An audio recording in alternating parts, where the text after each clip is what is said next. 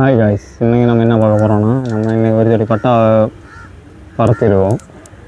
அது பட்டா நம்ம முன்னாடி பறக்கும்போது பெருசாக பறக்காது, ஹைட்லேயும் போகாது. ஒரு ரவுண்ட் அடிச்சுட்டு அப்படியே வீட்டு பக்கத்தில் லாஃப்ட்டு பக்கத்தில் இறங்கிடும். அது நம்ம 2-3 நாள் ஒரு வாரம் அப்படி பறக்கலை. ஆனால் நேரத்துக்கு நம்ம சண்டையான பேடை நம்ம தண்ணியில் நினச்சி வெயிலில் போட்டுருந்தோம். வெயிலில் போட்டுட்டு நேற்று ஈவினிங் எடுத்து லாஃப்டில் வச்சுட்டு இன்னும் தான் பறத்துடும். அது பறக்கும் போது அதோட ரிசல்ட் நமக்கு தெரியுது. ஏன்னா நம்ம தண்ணியில் நினைச்சு போட்டாச்சுன்னா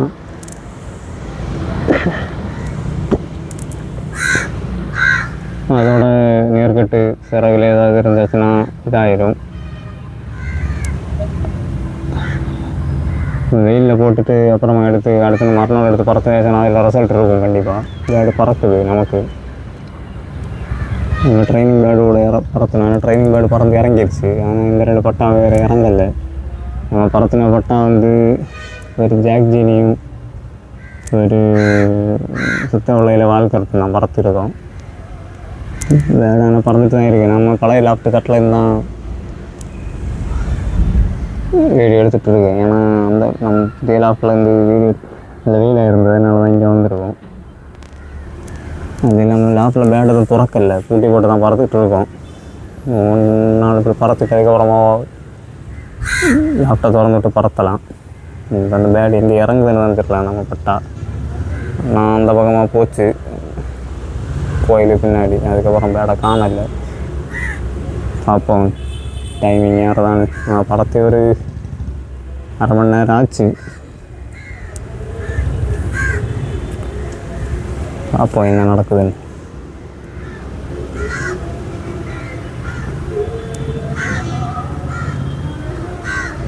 இதாக போயிட்டுருக்கு பாருங்கள் பேர்டு. நான் ஜூம் பண்ணி தான் எடுத்துகிட்டு இருக்கேன். அவ்வளோ ஹைட்டில் தான் பறந்துட்டுருக்கு 2 லாஃப்ட்டுங்க தான் பறந்துட்டுருக்கு. அது பிரச்சனை இல்லை.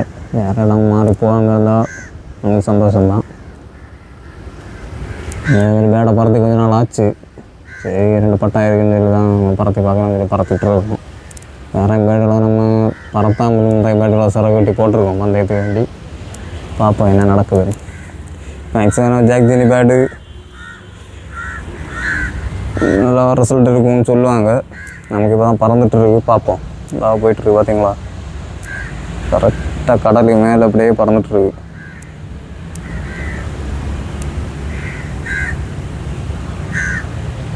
அது பேடு பறக்கிறதும் அதுக்கு நேரம் கீழே கடல் தான் இருக்கும். நமக்கு கடலை காட்டி தரேன் பாருங்க. அது தெரியுதா? கடலுக்கு மேலே தான் பறந்துட்டுருக்கு. லைட்டாக மழை கருப்பு மேகம் இருக்குது. நல்ல கிளைமேட்டு தான், அதனால் பிரச்சனை இல்லை.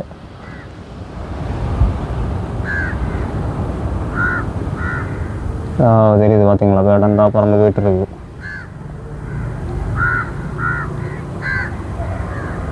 அப்போ நமக்கு லேப்டாப் ஓப்பன் பண்ணலை, வெட்டு காட்டாமல் தான் பார்த்துட்ருக்கோம். ஃபுல் சூனியில் தான் வச்சுருக்கோம். பேடு பறந்துட்டு தான் இருக்குது.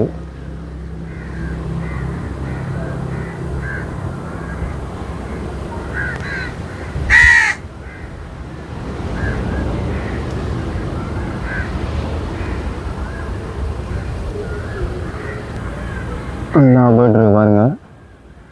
நான் ஃபுல் சூனியில் தான் வச்சுருக்கேன்.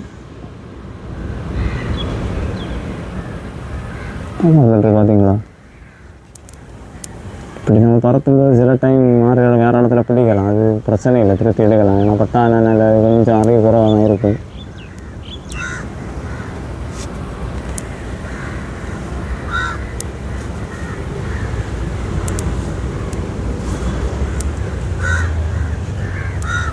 போகுது பார்த்தீங்களா. கோயில் இறங்குதுன்னு நினைக்கிறேன். ஆனால் இறங்கல.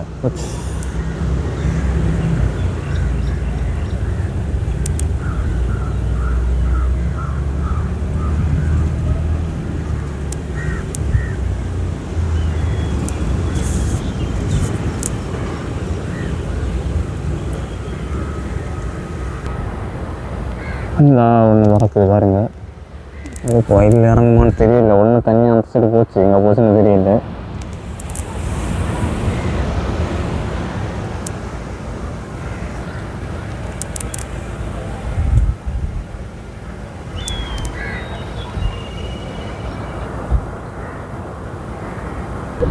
இந்த ஒரு பேர்டு தனியாக பறந்துட்டு பார்த்தீங்களா, ரெண்டும் தனியாக வேறு வேறு இடத்துல பறக்குது. நம்ம லேப்பில் கரெக்டாக இறங்குன்னு நினைக்கேன். இந்த வந்துட்டு இந்த இறங்கிடுச்சு. நம்ம லேப்பில் இறங்குது, நம்ம வீட்டு பக்கத்தில் தான் இறங்குது பாருங்க. இந்த 2 தான் இறங்கிருக்கு. நான் இப்போ நான் பார்த்தேன். இது பார்த்தீங்களா, 2மே நம்ம பறக்கும் போது மேக்ஸிமம் அப்படி தான் அந்த வீட்டில் தான் இறங்கும் பறக்காமல். அது இப்போ லேண்டானது கரெக்டாக பறந்து அங்கே தான் இறங்கிருக்கு. இதை நம்ம திருத்தி எடுக்கலாம். ஏன்னா பட்டாக்களான நிலை கொஞ்சம் அறிவு கம்மியாக தான் இருக்கும். இருந்தாலும் நம்ம வீட்டு பக்கத்தில் இருக்கிறதுனால குழப்பம் இல்லை. இது நம்ம பறத்தும் போது மேக்ஸிமம் வேறு இடத்துல மாறி பிடிக்க வாய்ப்பு இருக்காது. ஏன்னா நம்ம திருத்தி எடுக்கலாம், அது பிரச்சனையே இல்லை. இந்த அன்றைக்கி இது பார்த்திங்கன்னா இந்த 2 பேரும் நான் பறந்துட்டு இருந்தது.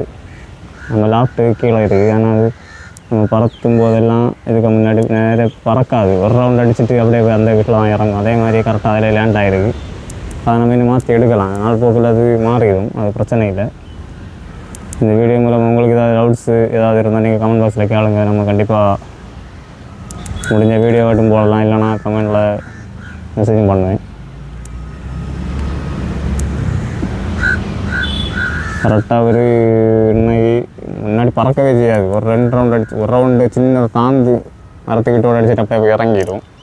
இன்னும் நம்ம கரெக்டாக 4:30 பறத்தணும். கரெக்டாக ஒரு 5:20 எல்லாம் இறங்கிடுது.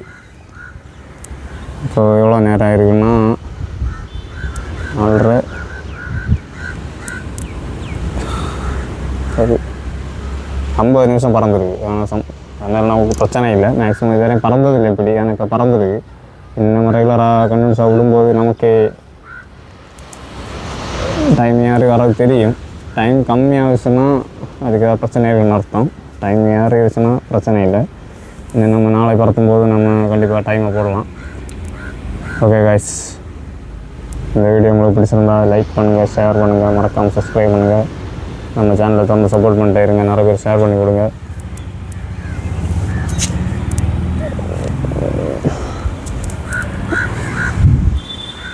அந்த காட்டி தரேன் பார்த்தீங்களா பேர்டு. நம்ம லாஃப்ட்டு கீழே இருக்குது. அந்த இருக்குது பாருங்க, ட்ரைனிங் பேர்டு அந்த இருக்குது. அது இறங்கி இருக்குது இங்கே. ஓகே பாய், நெக்ஸ்ட் வீடியோவில் பார்க்கலாம்.